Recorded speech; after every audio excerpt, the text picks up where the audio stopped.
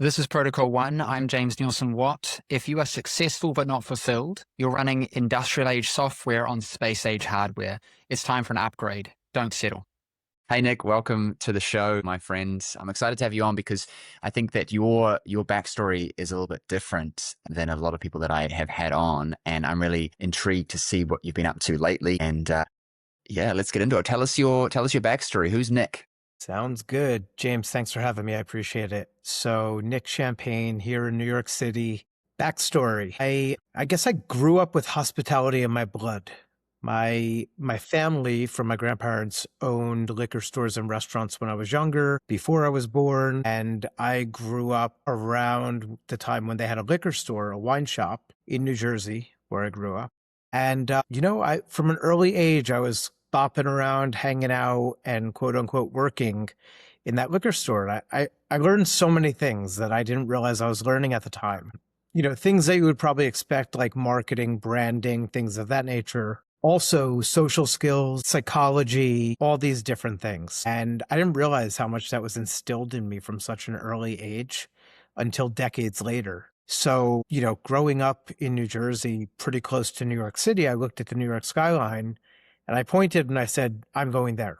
I knew it at a very early age. It was inherently something that it was just so loud to me and so prominent. And everyone around me said, no, that's not for us, and kind of deterred me from it, which made me want it more. And, just kept being determined to that. And here we are, New York City. And, through the decades, ended up going to school in New York City, even though it wasn't Manhattan, it was Queens, St. John's. And, I just followed the path, right? I followed the path. I probably took some indirect routes and overcame challenges and all kinds of fun things. But, started a business, started a hospitality business, started running nightclubs when I was younger in my late teens and early 20s, built a pretty extensive Rolodex, very strong relationships, and then took it into various different directions, marketing and events, concierge, travel, to most recently a private credit investment fund, several venture investments, and all sorts of related things. So, as you and I met through our respective personal development journeys with Tony Robbins. And that was a big piece for me.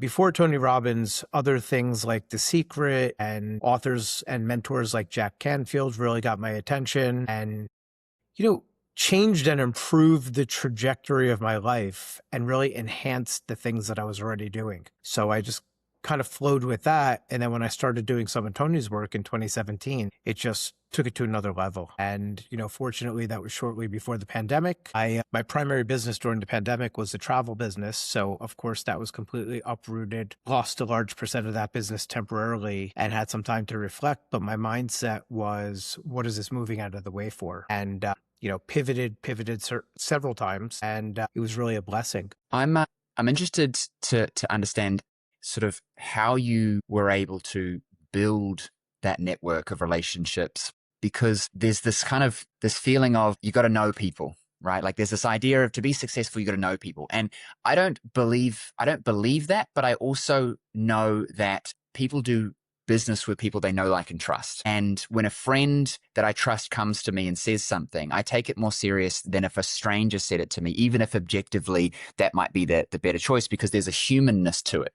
So while success is not predicated on who you know massively influences your ability to get into the conversation, get into the room, and to have success. And I found that myself. So for me, with Tony, in Tony's world, people in my life had created tension for me. That was my story. And I shifted that belief from people cause problems to that I love people and everything good comes from people. And it was that transition for me that really allowed me to kind of step up to the next level from like grinding myself, being it's only me and no one can help me, to lots of different things that have happened from that. So can you speak to how that worked for you when you were coming up, and how people can maybe leverage relationships to progress whatever their goal is. It could be business, it could be travel, it could be charities, etc. How are those two things connected for you from your story? There's something that you said there that stood out. And I remember when I was younger, my mom used to always say, it's not what you know, it's who you know. And it stuck with me, although I don't completely agree with that because I think it's both. Right. But who you know definitely matters. Why? Because that implanted to me exceptions can always be made. Right. And then I made a bit of a business out of that. So you asked about the connections and relationships. Let's see. I'm thinking back and back and back. I was always a connector. I was always putting things together. And I think one of my biggest talents and superpowers is seeing things that people don't see. Right. When I meet people, naturally it comes to me that I guess it's the hospitality piece too. How can I help this person? What can I do for this person? Who do they need to know that I know that we can make magic happen together, that we can build together, that we can create together, that we can grow together, that we can win together? I know you've heard me say this before. So, Tony Robbins has something called the primary question. And when I did that exercise, my current primary question is, how do we win the most together? So, I think about this now, and then I think about if it was subconsciously implanted in me over the years and decades, because it just progressed. I would meet people and I would put things together. And then as I built my first business, which was running nightclubs many years ago, decades ago, I dealt with thousands of people and I built relationships with them. I built rapport with them. Like you said, there was trust there. And they would ask me the most obscure things like, do you know someone for ... whatever that was? And I thought about it and I said, I do. As random or obscure as it may have been, I did know somebody for that. And I just started putting people together. And, not always, but more times than not, they were very appreciative and they would reciprocate in some way. Say, hey, I really appreciate what you did for me. I asked something, you provided that. I wasn't expecting anything. And they said, by the way, I work at whatever, or I do this, or how can I help you, or whatever the case may be. And it became unintentionally transactional, not in an overly taking way, but just in a sharing, supportive, helping each other way. And, after years of that, I thought, maybe there's a business here. And I made that into a business. I made that into a quote unquote concierge business before, I feel like that word and term and even the business has become very overused and many times misused. But when I did it then, it was, just leveraging what I had, the relationships that I had, a lot of favors, but not empty favors, not just taking, but there was a supportive giving, balance, reciprocity there. And again, as you do that consistently, you really continue to build strong relationships. Yeah, there definitely has to be a give and take. We don't want to be the person who's always asking. We want to be the person who's providing value so that others come to us, and then we want to be filtering for those around us so that we're not just surrounded by takers. What do you think stops people from just simply asking? Like I found that there's like a discomfort in asking that often when you just go through the process and you ask for something, whether it's God, the universe, or a person, you often receive in that you then feel in yourself, okay, I've received, so now I want to give. And by creating that kind of abundance cycle, more of that starts to happen. What have you noticed with that yourself? And why do you think people just simply don't ask? So it's interesting. I think there's a differentiation there, right? When you say things like God, the universe, etc., I feel like it's different than asking someone, a person, right? Why is that? Because the deterrent is fear of rejection, hearing no, right? You're probably not going to hear no from God or the universe. It may be delayed, it may be whatever the case may be, but you're probably not going to hear no, right? From a person, especially if you over ask or overstep, you may hear no. It's simple sales, and there's a sales process as well, right? Generally speaking, think if you are selling a product or a service, more times than not, you get a lot of no's before you get a yes, right? Regardless of how good you are. The best salespeople aren't afraid of no. They like it. That's, fail forward, fail fast. Keep asking. It's a numbers game. Ask. And then they're getting more yeses with the more that they ask. They don't care how many no's they get. They care about the conversions that they have, right? So I think that's the biggest deterrent is the fear of rejection, hearing no. And then you find your groove, right? But when you are, like you said before, showing value with an ask, also when you're framing your ask with the intended outcome and desired outcome, it changes things. And you're how do you find your way to a yes is by making it mutual, right? Making it mutually beneficial as much as possible, or even at least framing it that way. Yeah, something connected for me, because I've got another question, which is how do you level up your network? And before I get into that with you, I think the connection for me was if I want that thing and this person has it and they don't know me, then I can go and ask. But the likelihood of me just always getting the thing that I want is low if I haven't been valuable in general and can't create value for that person. Like if I asked you for something, you may or may not give it, depending on the relationship, etc. But if I've been insanely valuable or can provide insane value, then it becomes a trade, and you want to give me whatever I want because I'm able to get you whatever you want. And so for me, the connection that came about was it's never a direct path. I think too many people look at it and say, well, I just want this really rich friend because then they can help me, or I just want this really connected friend because then they can help me. And it's like that is the end of the end of the road, I suppose you could say, for a lifestyle of being valuable to many people around you, so that when you look at that thing or that person or whatever, you can then connect dots over here that builds the bridge to that. I had an interesting conversation with, if I get his name correctly, Steve Sims on my show years ago, and he would be like a fixer. Somebody wanted something, he would set up these crazy things, and it was never a situation of like go to the source to get the thing. It was that's the outcome. What bridge can I build through network and people and conversations because of the value that I've created and that's spread out? That means that someone knows someone who knows someone. And I think that for me, what clicked is that it's like, if you're trying to build your network, it doesn't start by going to the big fish necessarily. It starts by just being someone of value to people around you, because you never know who knows someone that will put you in contact at some point in the future without you thinking, I'm trying to get there. I think that seeps through too. You know what I mean? Like if you're trying to talk to this person, it seeps through.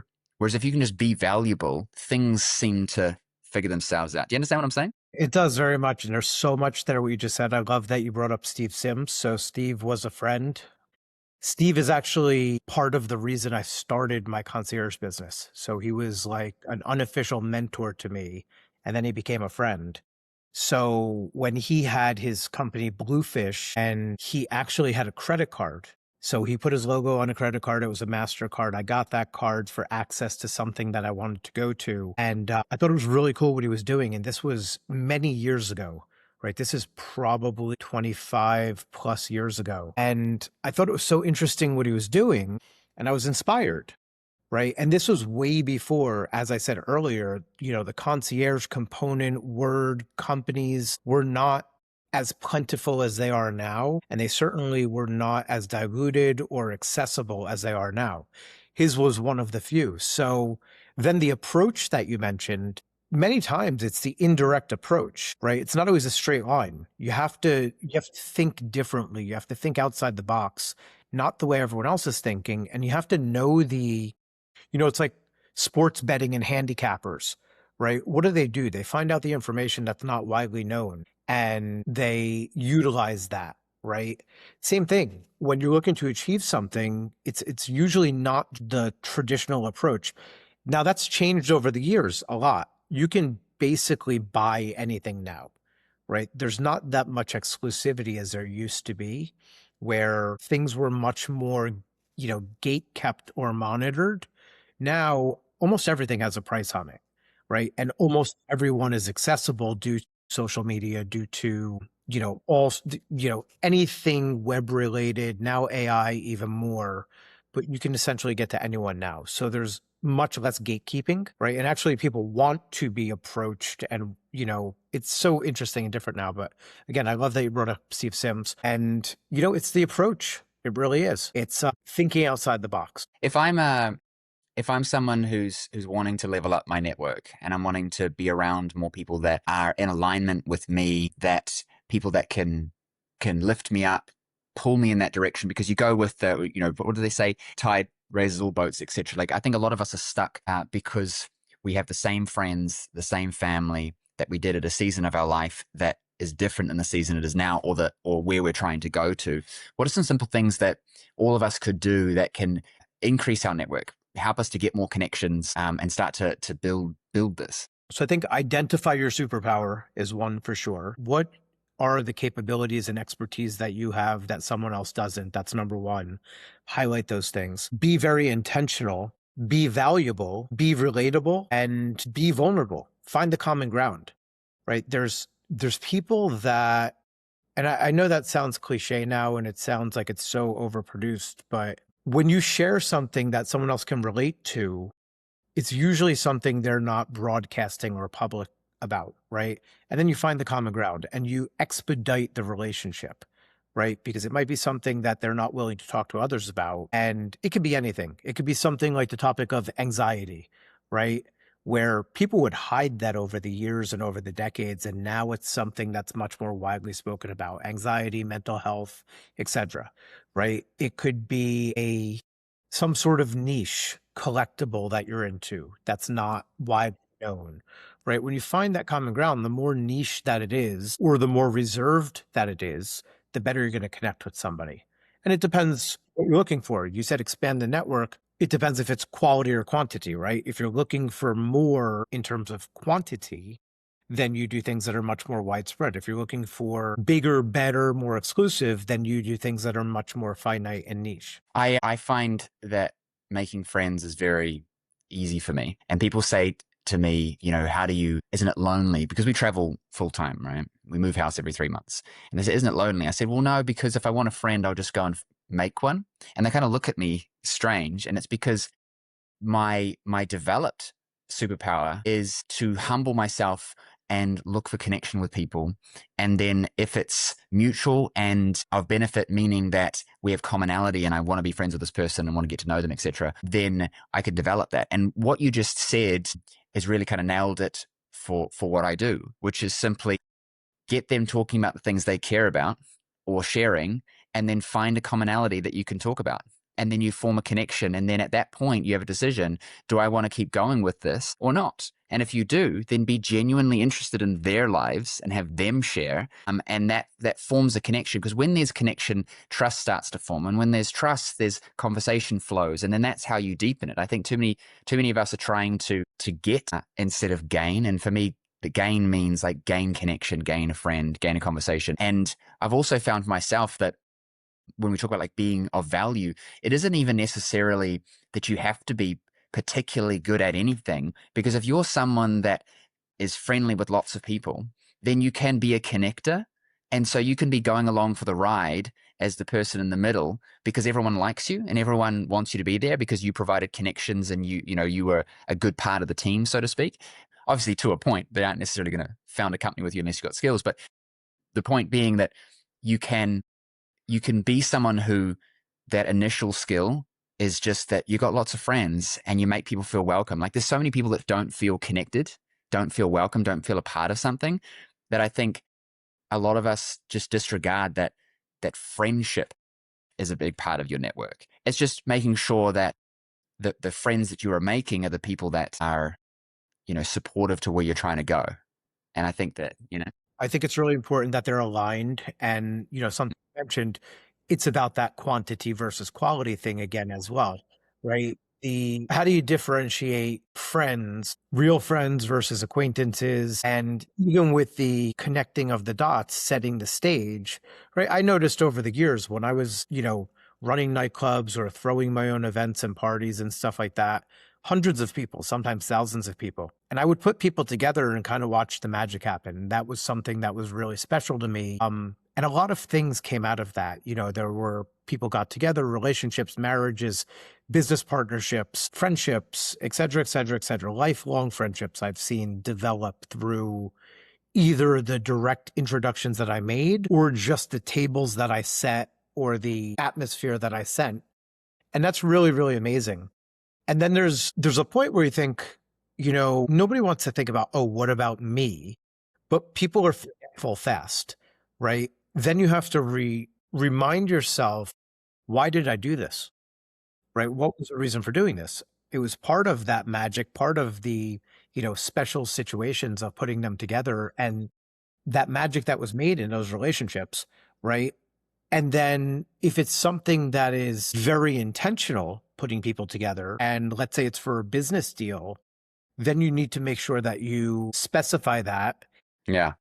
Yeah. And it's a good point. I think from a basic standpoint, it's go and talk to more people and form that skill around being a human. I think I've said this a lot, like every episode at the moment, but I think I'm just going to drill it home. The world is getting weird, and it's going to get even more weird in the next 10 years, that I think we're going to go full cycle back into just humanness. And that will be the only thing left, because everything else will be handled.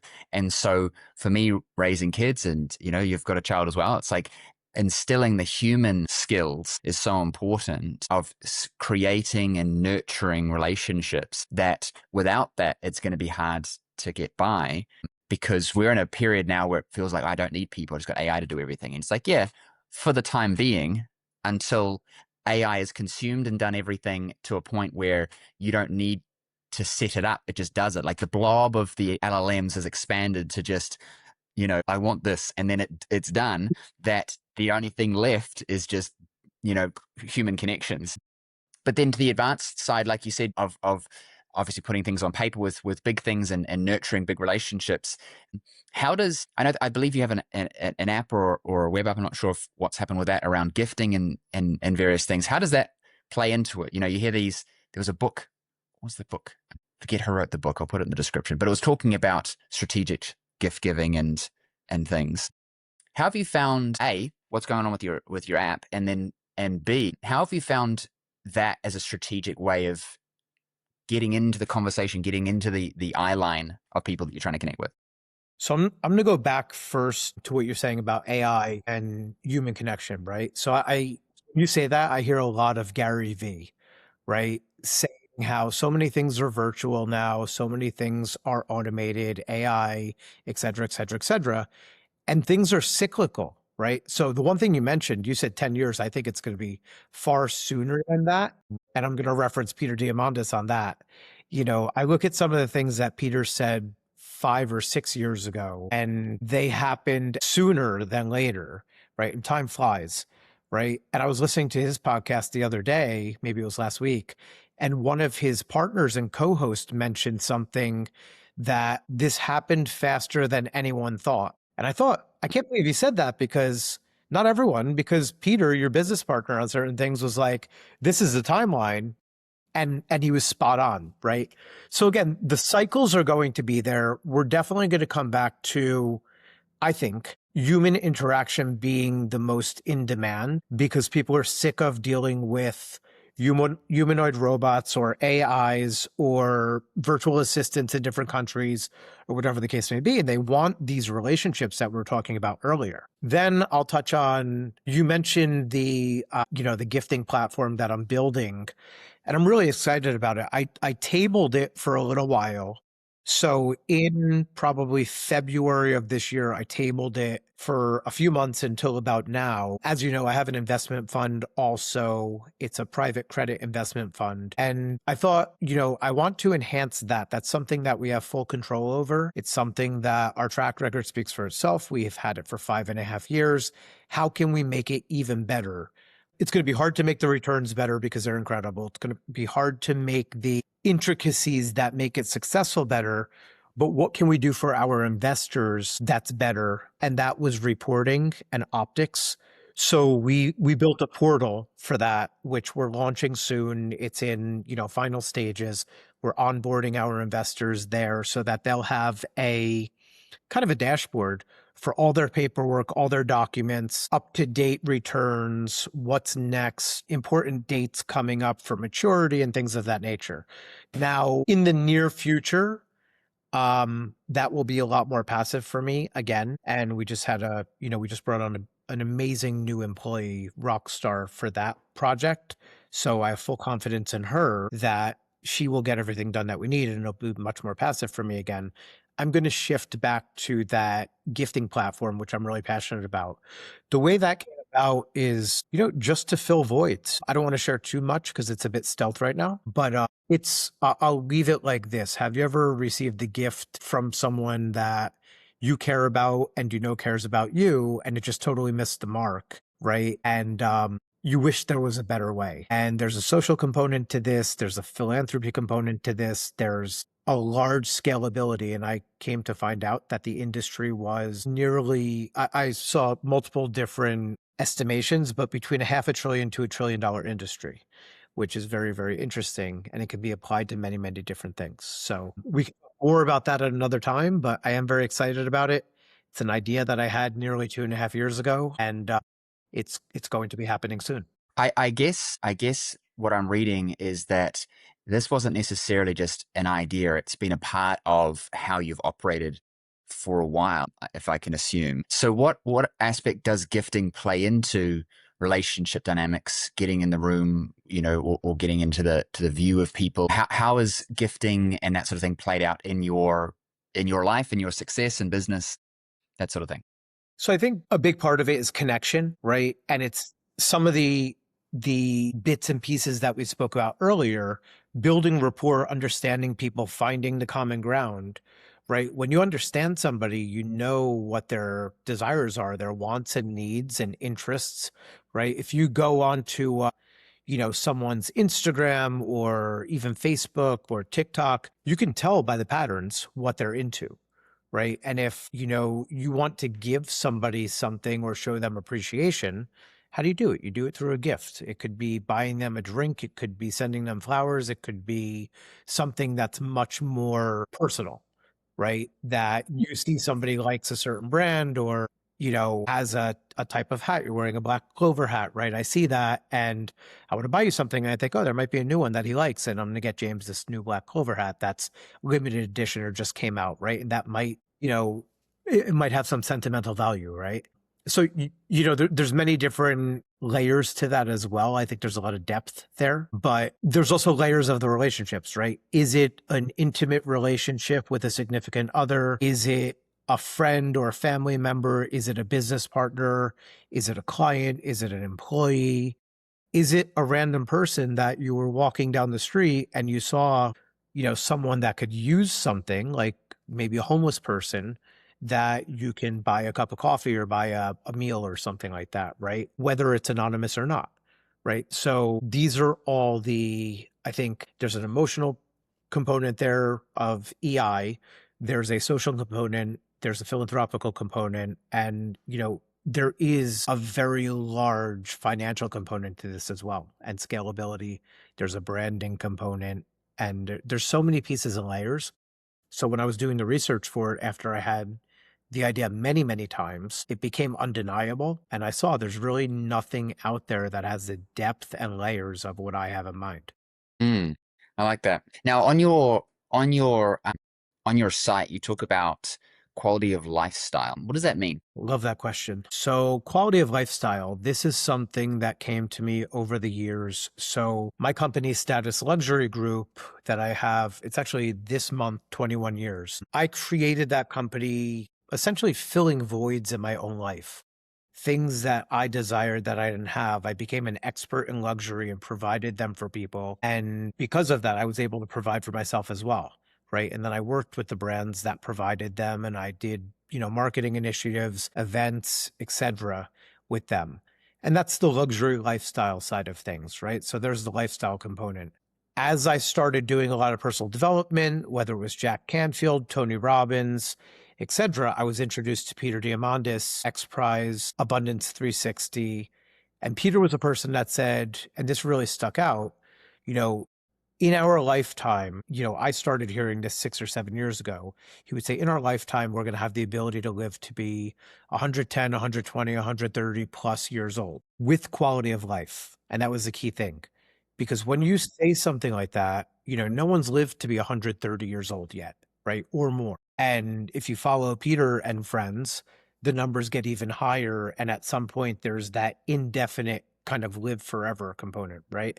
And you hear people say, oh, I would never want that. I don't want to live past insert some number that they have as a limiting belief.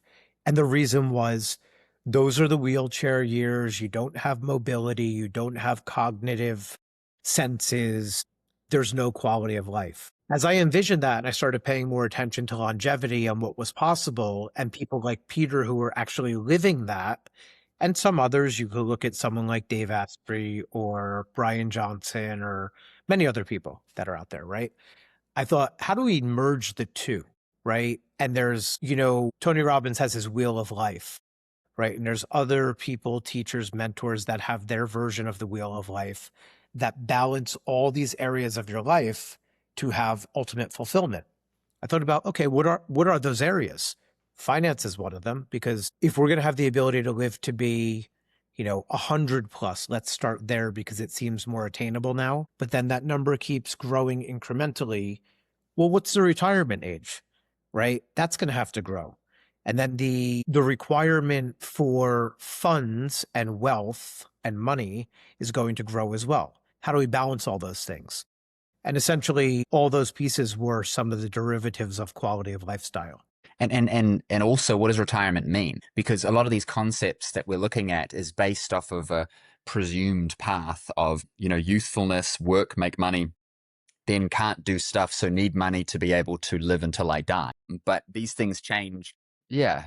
And these things change exponentially when we consider that. I was just saying this to my wife, Delcy, before. It's like, imagine that I'm 80 and like all things kept the same. Okay. So we're not presuming that we have got magic stem cells that make us all 20 years old at 80. But let's say we're the same. We're getting more crippled. We're all going to at least have a personal robot that can pick you up, wipe your bum, go get you some food, right? We're at least going to be able to have hospitals send them over to us if we don't own them ourselves to take care of us. And so what if I'm trying to get out of bed and the robot says, all right, sits me up, clamps onto the back of my arms, and then when I think, because we already have this now, when I think and move, it supports me in movement. So now I'm suddenly, even though my body's deteriorated, my mind hasn't.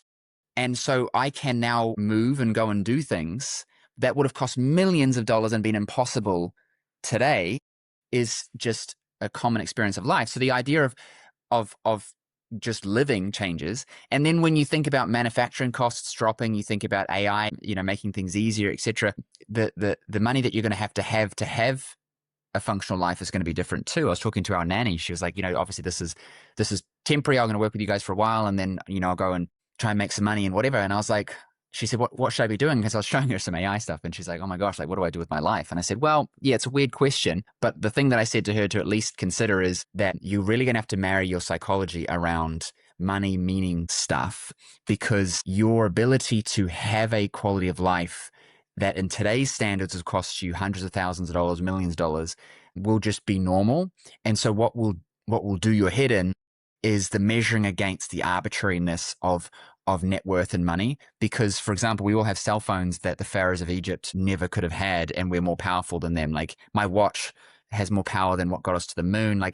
So there's the weird, like the human psychology is not catching up with the fact of what we actually have. There's wealth inequality, but we're also, if you look at what we have access to, more wealthy than we've ever been.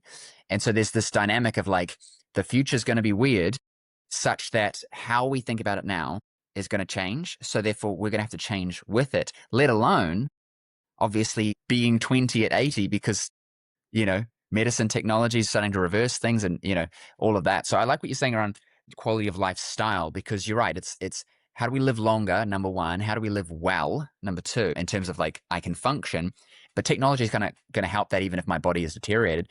And then number three is, well, how do I enjoy it?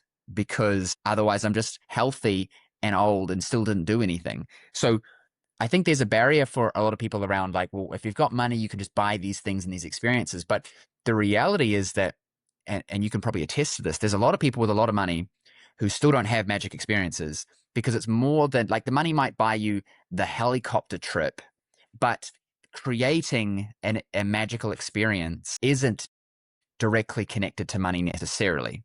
Can you walk us through what like creating magic experiences or magic moments or some of these things that and how the audience kind of think about it so they can create it for themselves, whether they have the money or not? Because I want to get people away from this idea that if you just have money, then it becomes easy to have these things. Because the truth is, you still have to be creative, you still have to be connected, you still have to think about it. And it might buy you stuff, but it's not going to give you that juice inside. That comes from you. So I can share an experience or a collection of experiences that really opened my eyes to that. So as I shared earlier, I started, one of my companies, Status Luxury Group, to provide these things to the, ultra high net worth, right? To, like you're saying, people that can afford basically anything. Right. And I became quite good at that. Right. I made myself an expert at that. I've dealt with some of the top people in the world, whether it be royalty, billionaires, celebrities, et cetera, et cetera, et cetera. Some known, some unknown, whatever the case may be. And, over the course of a couple decades, there was a time when I was traveling quite a bit all over the world, and I completely brought this into my life. I completely manifested these things. And, it was everything that I wanted. And I found myself in parts of the world that were incredible, whether it was different parts of the Middle East, or if it was south of France or other parts of Europe or South America or wherever. Spin the globe and name an amazing place and name an amazing event. I was there. And, traveling nonstop, I'm cool with that. That was all good. First class, everything amazing. There was a time when I would, wake up sometimes in these places and think, wow, I don't want to do this again. I don't want to do this for another day. And I thought to myself, what's wrong with you? This is everything that you said you wanted. You have it, it's in front of you. And I assessed the situation because I thought something was wrong with me. And I realized something really important that's related to your question. And it wasn't about the money. I was being paid to be there and everything was paid for, which seems like even better, right? It's amazing. However, I assessed the situation and I thought, I just don't want to be with these people. That's not my choice, right? What if I could do this with people that were my, real friends or my family or my chosen family, but I selected the people and I made a pretty conscious decision at that time to make those adjustments. And it's interesting how that, turned things around a little bit. This is before I started doing the level of personal development that I've been doing for the past 7 or 8 years. And I uncovered a lot of those things about fulfillment and also about the self, in this case, myself, right? Looking at things, okay, how can I show up better? What am I unhappy with myself about? What adjustments do I have to make? A lot of people you mentioned that have, again, excessive amounts of money and wealth, right? They're not happy. Why are they not happy? There's many, many, many reasons, but a lot of people, they can't look in the mirror at themselves for whatever reason. They have a lot of unaddressed trauma, whatever the case. There's a million different reasons. They have generational things. They have familiar things. They have business things. They have personal things, whatever the case may be. But it's just sweeping things under the rug and not addressing them. And when you start to do that self-work, it makes a big difference.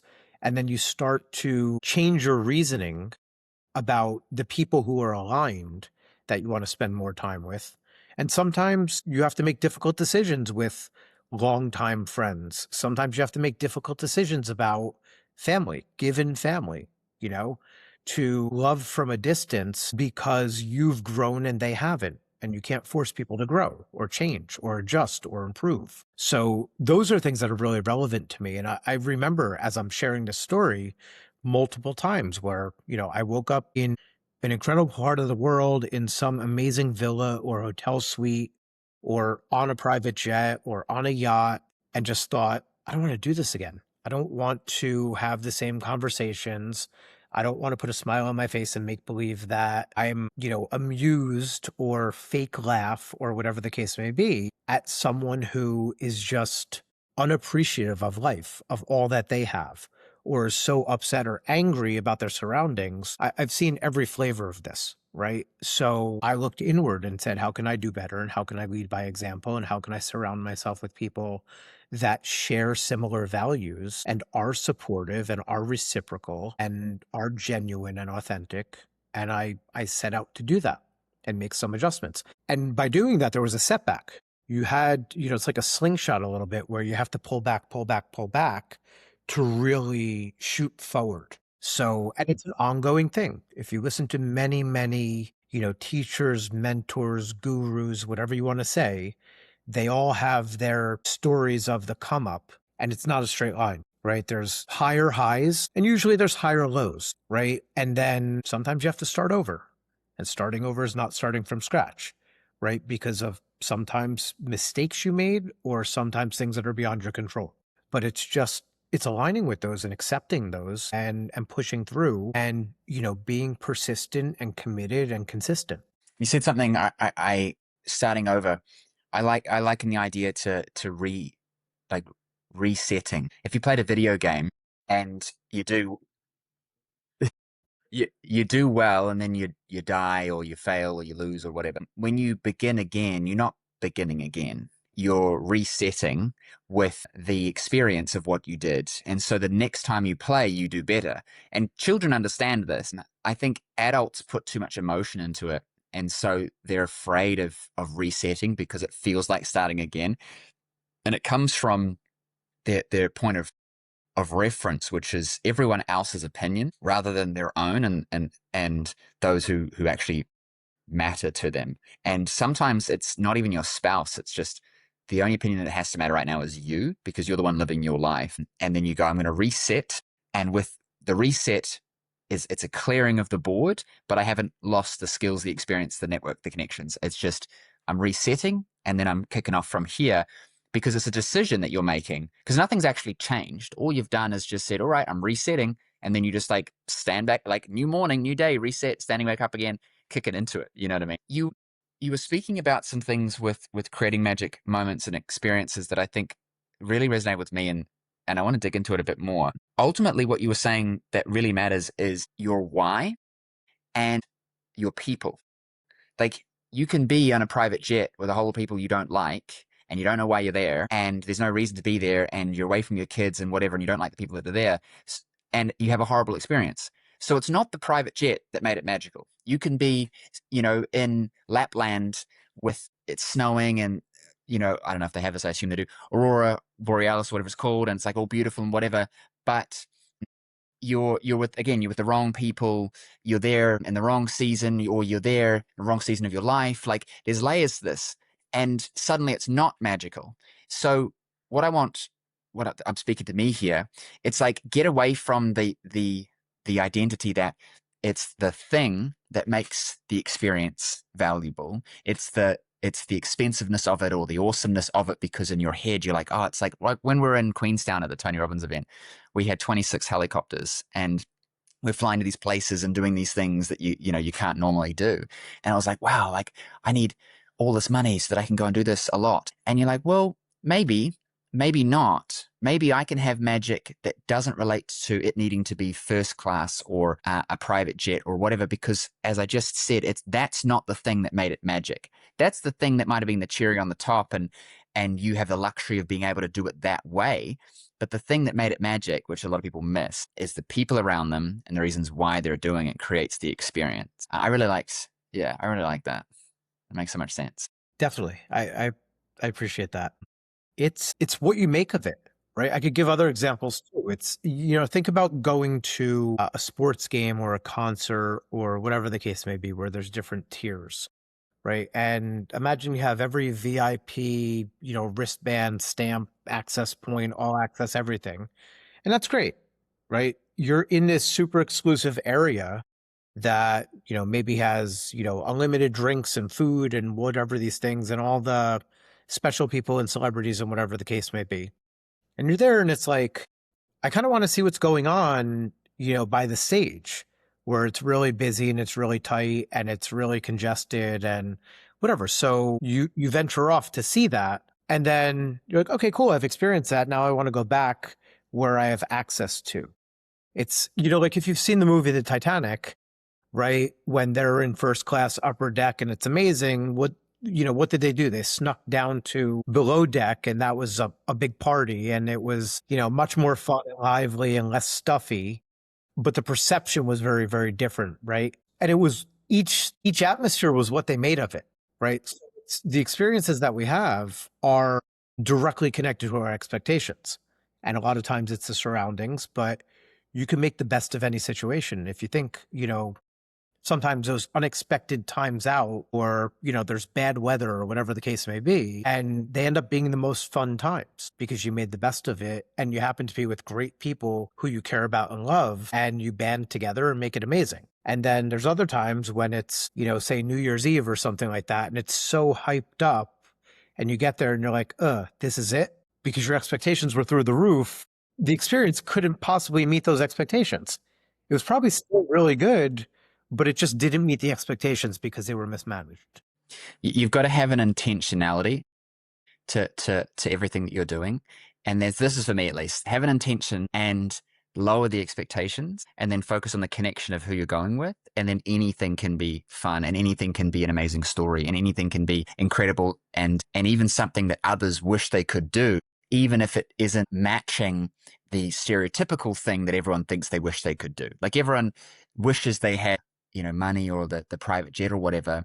But then as we just discussed, you start layering in things that would make it less fun. It's like, oh no, I'd rather catch the bus with all of my friends and then we're doing this versus just with a bunch of strangers who don't like me. And it's, so I think all of us can create those magical experiences and have that quality of lifestyle when we have an intentionality for the activity. Like if we're going out with our kids later today, we've got some Lego thing at a mall somewhere. I have to set an intentionality to go and have a good time. I've got to lower expectations about how it must go to meet that.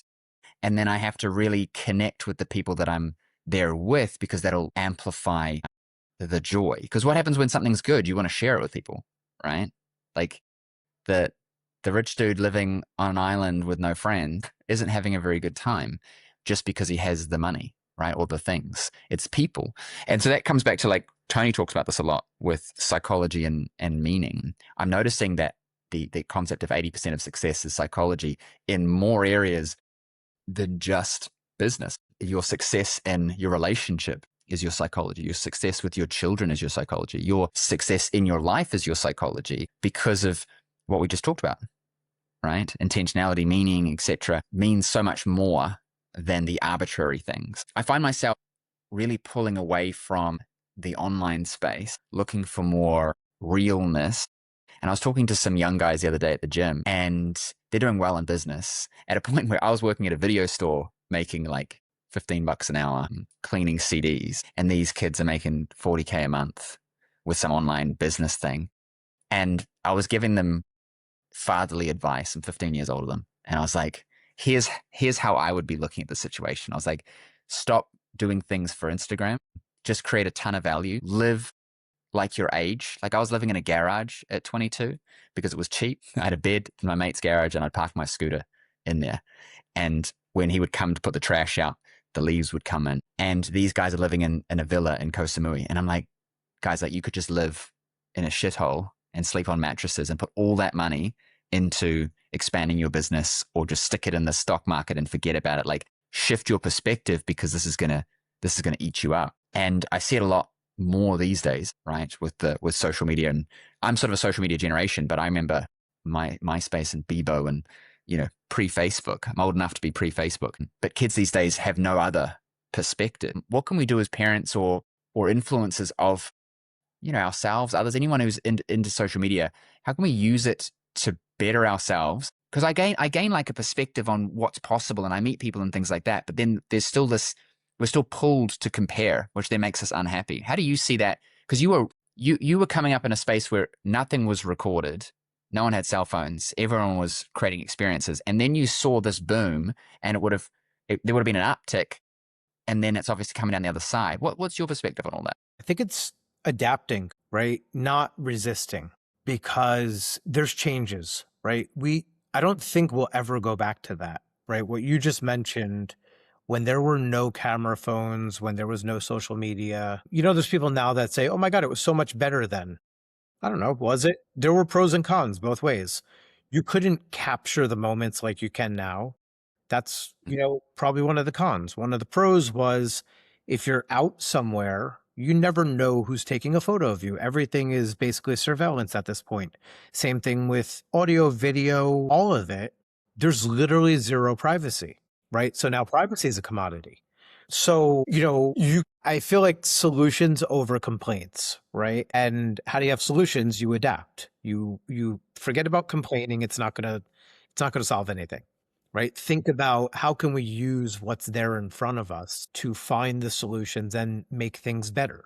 So in relation to what your example was with the social media and I guess younger generation, how do we share any experience or expertise that we can win together with, right? That we can utilize their expertise with our experience and vice versa, right? And then come to the common ground there as well and solve problems, solve challenges. All things are comparisons like that. When we say that that was better, it's because we're comparing it to our current expectations and our current frame. But if you were to be your age then, now, you would see it differently. And it's because we all, we all progress through and we all forget. I feel like everyone says this. When we were younger and our parents said, time's going to fly, this and that, enjoy it now, all these different cliche things, right?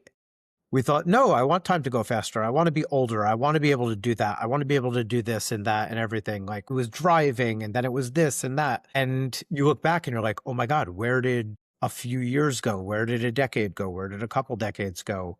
And you really do have to pause sometimes and think about all the good things and reflect on them and celebrate and enjoy and recalibrate your expectations so that another decade doesn't fly by. And time is definitely moving faster.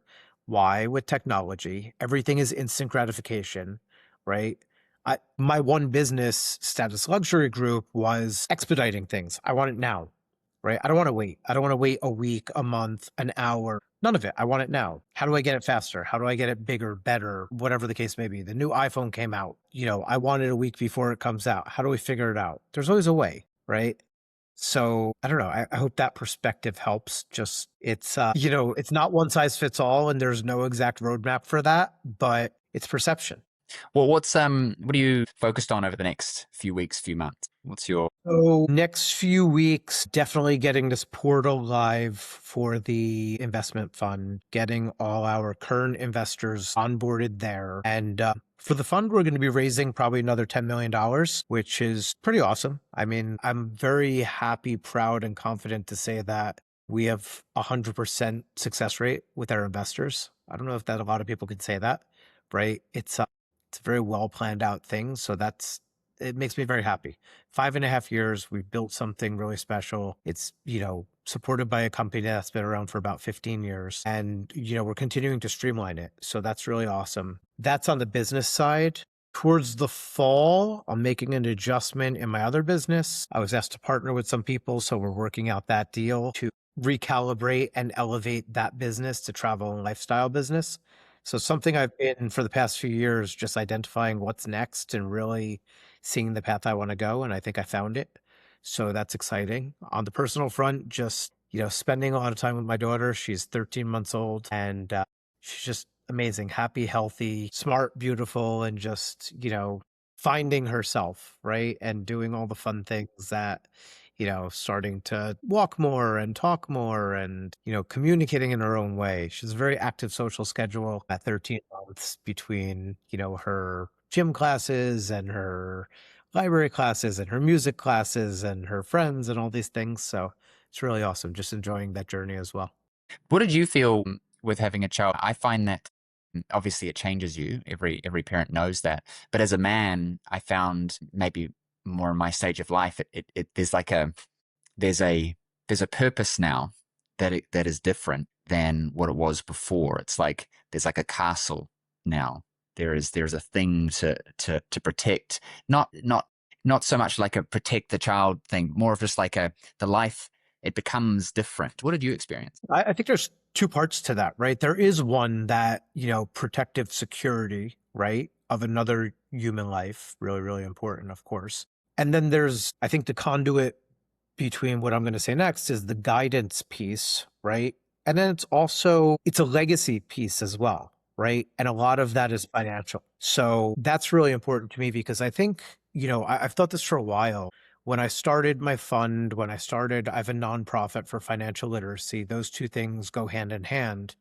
And I thought, every child that's born, regardless of, what level of wealth the parents have or not, it's really not rocket science to set that child up for success, right? It just takes a little bit of discipline. It takes a little bit of guidance. It takes a little bit of a plan. But, you really have the ability to set that child's life. The term trust fund baby, right, seems like so outlandish or did perceptually, right, to anyone who didn't grow up with a trust fund. But setting that up, all it really takes is a little bit of discipline, a little bit of structure and consistency, right? And then also the guidance and teaching of the child in a certain way. And I think what's really cool is there's a lot more information available now for free, right? And that obviously there's layers and levels that some of it you pay for more guidance or personal, coaching or consulting or whatever. But there's a lot of information out there to be able to do these things. And the earlier you start, the better it is. Compounding is very, very valuable. Structure is very valuable.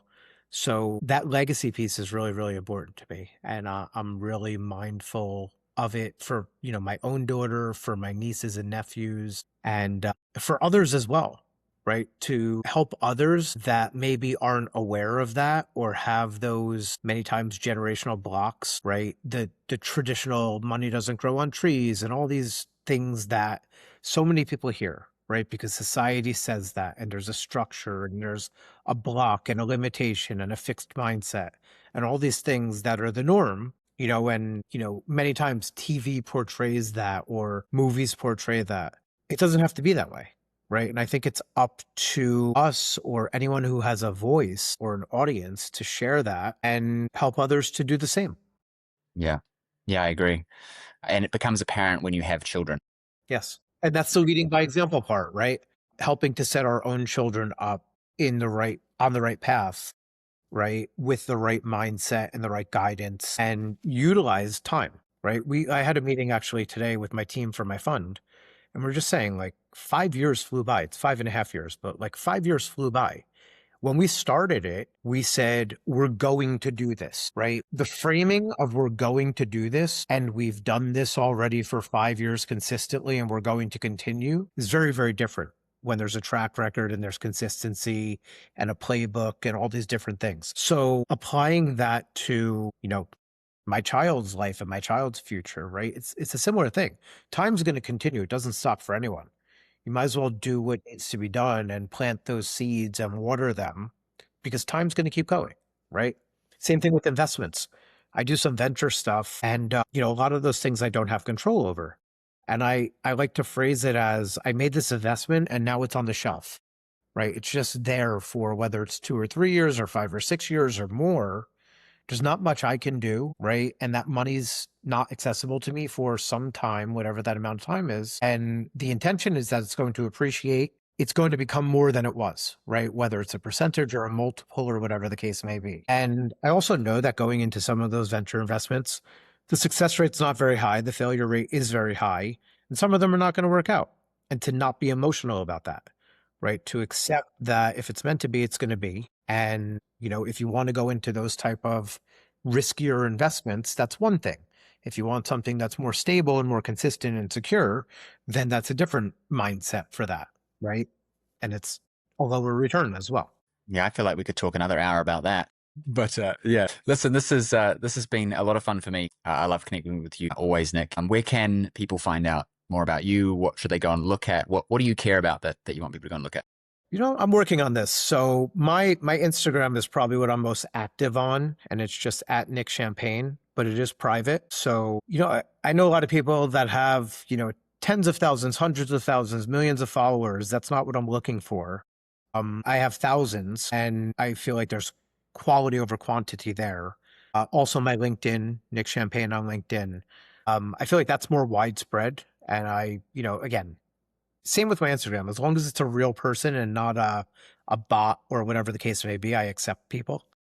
But yeah, I'm working on that. I'm building my own website as well. So that's right now, but nickchampagne.com. I'd like by the end of the year for that to be a bit of a portal for me so that it points people in the direction of all that I'm doing, whether it's one of the for-profit companies, a nonprofit, any sort of venture, any sort of hobby, any sort of anything. It's kind of a little bit of a directory there. Well, thank you so much, Nick. I appreciate you. And I'm looking forward to extracting out some of the insights from our call and getting it to the audience. Awesome. Thanks so much, James. I appreciate it, brother. Hope to see you soon. That's this week's Protocol 1. If you want to know exactly where you stand across all 6 vectors, take the free assessment at 6vectorassessment.com. It takes 5 minutes. The truth takes less. Don't settle.